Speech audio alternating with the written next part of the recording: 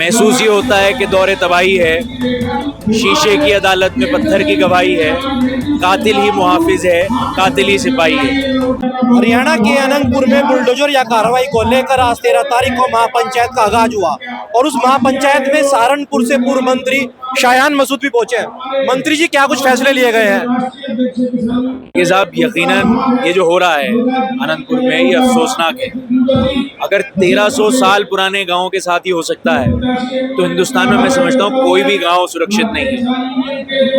महसूस ये होता है कि दौरे तबाही है, शीशे की अदालत में पत्थर की गवाही है, कातिल ही मुहाफिज है, कातिल ही सिपाही है।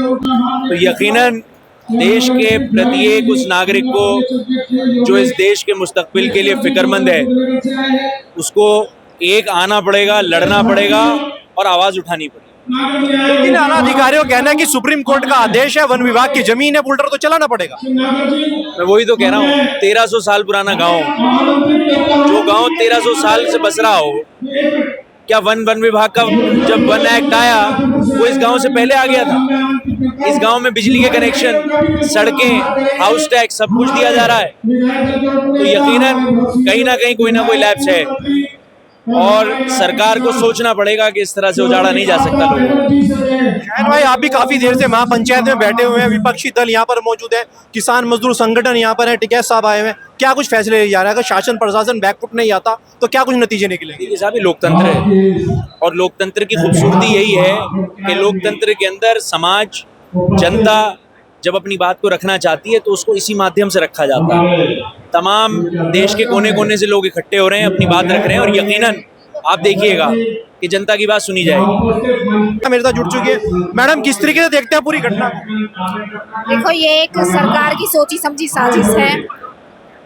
1100 साल पुराना बसा हुआ गांव है, 50 साल पुराने बड़े हुए मकान है, सारे कागज हैं, बिजली का बिल है, पुश्तैनी मलकियत जमीन है।